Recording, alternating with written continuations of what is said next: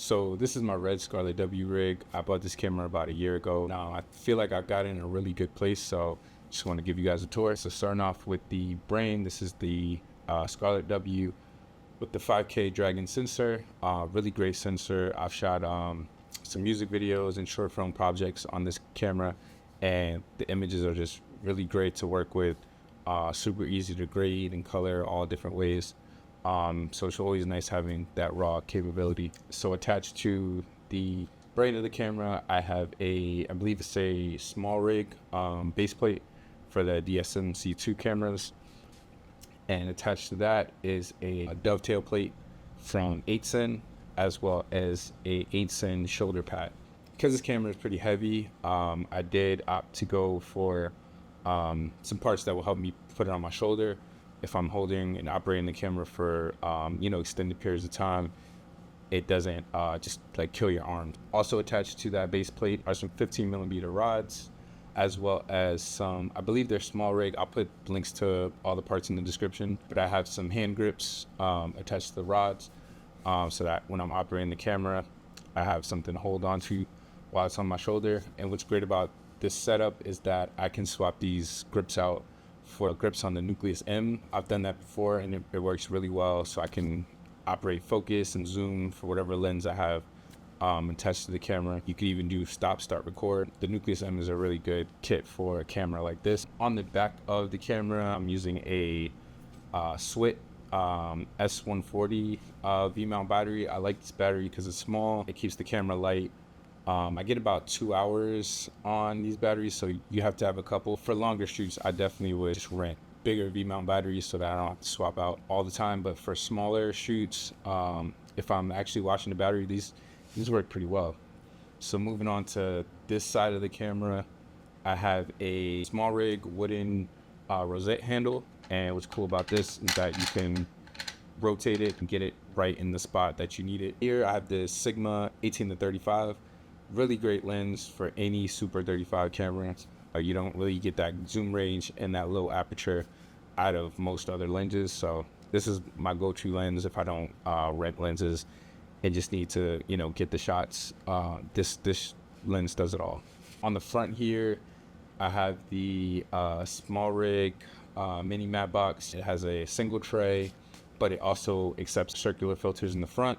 So again, run and gun, I can throw on a variable ND. You don't get the best image quality out of them, but when you're moving quickly, it's easy to just reach in, twist the variable ND and just get the shots you need.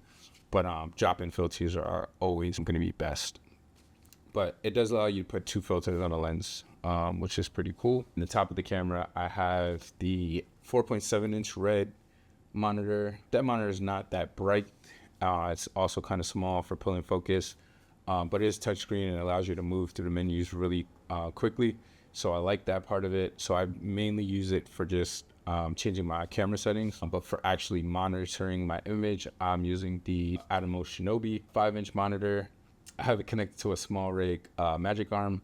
And that's key because when I'm switching from handheld to shoulder mounted, I can articulate the monitor exactly how I need it. Those are both connected to a small rig top handle. I really like this top handle because it has a rubber grip on the bottom. It's a good size so that you can put a lot of different accessories on it. As you can see, I have Magic Arm connected.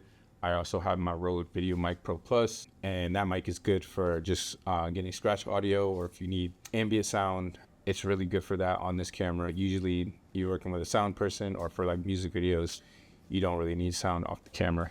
So I'll show you what the camera looks like when I'm going from like a handheld situation to more of a shoulder mount. So all I have to do, if I want to shoulder mount the camera, I have the Manfrotto 502 head. And once you loosen the latch, I'll show you. You loosen this latch on the side here. And you can pull the camera off, and it goes right up on your shoulder, and then I can move my monitor exactly where I need it to be so that I can see. It is up higher, but I could either use a longer arm if I need to, but I kind of like it there because I can see what's in front of me, see where I'm walking, but also look up and make sure I'm getting the shot. And then the best part about this rig is that you don't need any tools to go into different configurations. So if I just want to go handheld, I can just take off these front grips, put that to the side, and then I use this latch on this side to loosen it, and I can pull it off the, it's kind of hard sitting down, but I can pull it off of the dovetail plate and just use the camera handheld. And I really like this. It feels comfortable, and it makes the camera, you know, lighter, package smaller, if you're getting into a tighter spot. And then when you're done, slide it right back on. And because of the length of this dovetail plate, you can change the balance of it on not only your tripod, but also on your shoulder, which, you know, really helps for just balancing the camera. So, yeah, I mean, I feel like I have everything I need built on this rig, and I feel like it's versatile enough that I can just swap most of these parts to another camera. If I were to swap out the brain or switch to, say, Komodo X in the future, or even, you know, some of the other box style cameras. Blackmagic has their new box style camera coming out. So, you know, for any type of square cinema cameras, I feel like this setup really works, and I'm gonna probably stick with it for a while until I find anything better. But if you have any suggestions for me, leave them down in the comments below. I hope to make some more videos like this in the future, and also take you out on some behind the scenes of some of my shoots. So stay tuned, hit the like, subscribe, and I'll catch you guys later.